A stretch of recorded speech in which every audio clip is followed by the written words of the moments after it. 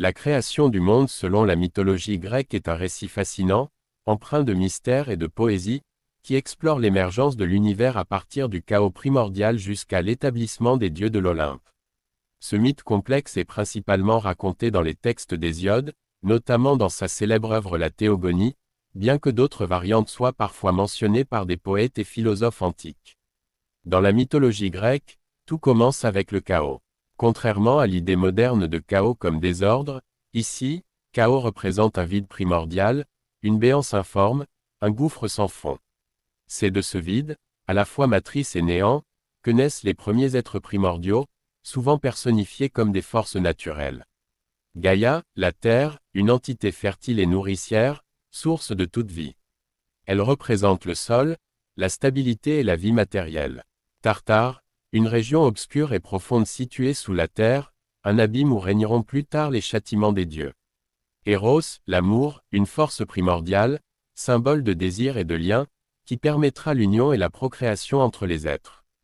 Ereb, les ténèbres, et Nyx, la nuit, deux entités sombres issues de chaos, représentant respectivement l'obscurité infernale et la nuit terrestre. Ces premiers éléments existent de manière indépendante mais interagissent pour engendrer la suite de la création. Gaïa, seule au départ, donne naissance à Ouranos, le ciel, qui devient son époux. Leur union symbolise la fusion de la terre et du ciel, une dualité fondamentale dans l'univers grec. Ensemble, ils produisent une descendance foisonnante, souvent tumultueuse. Les Titans, une génération de divinités puissantes et gigantesques, parmi lesquelles Cronos, le plus jeune mais aussi le plus rusé, destiné à renverser son père. Océan, maître des eaux profondes. Théia, source de la lumière divine. Rhea, qui deviendra la mère des dieux olympiens. Les Cyclopes, des êtres gigantesques dotés d'un unique œil au milieu du front, artisans de talent, qui fabriqueront plus tard les armes des dieux. Les Hécatonchires, monstres terrifiants à 100 bras et 50 têtes, incarnation des forces brutes et chaotiques. Ouranos, horrifié par la puissance et la monstruosité de certains de ses enfants, les emprisonne dans les entrailles de Gaïa, causant sa douleur. En représailles, Gaïa incite son fils Cronos à agir. Cronos, armé d'une faucille en adamant donnée par sa mère, tend une embuscade à son père Ouranos. Lorsqu'Ouranos descend pour s'unir à Gaïa, Cronos le mutile violemment, séparant ainsi le ciel de la terre. Le sang d'Ouranos tombe sur Gaïa, donnant naissance à de nouvelles entités.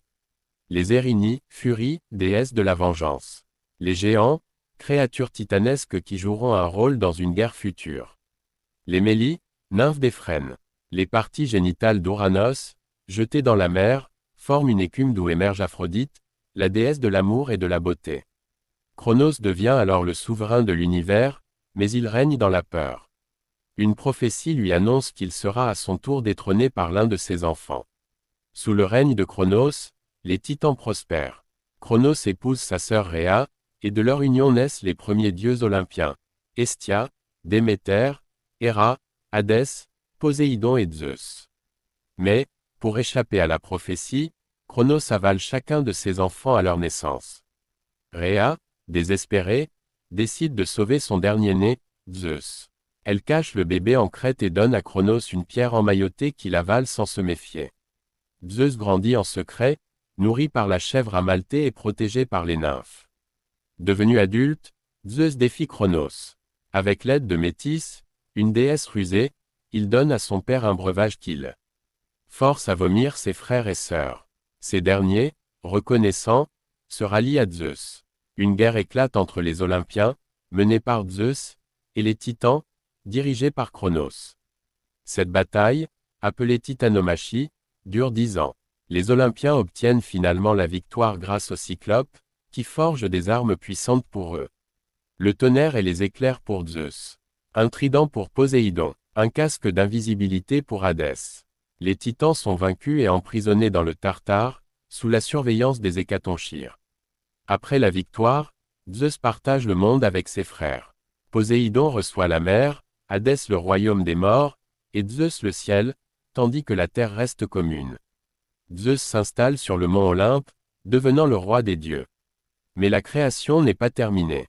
Zeus doit encore affronter d'autres menaces, comme Typhon, un monstre engendré par Gaïa pour venger les titans, et les géants lors de la gigantomachie. Une fois ces épreuves surmontées, l'ordre cosmique est définitivement établi. La mythologie grecque inclut également la création des humains, une étape ultérieure de l'univers.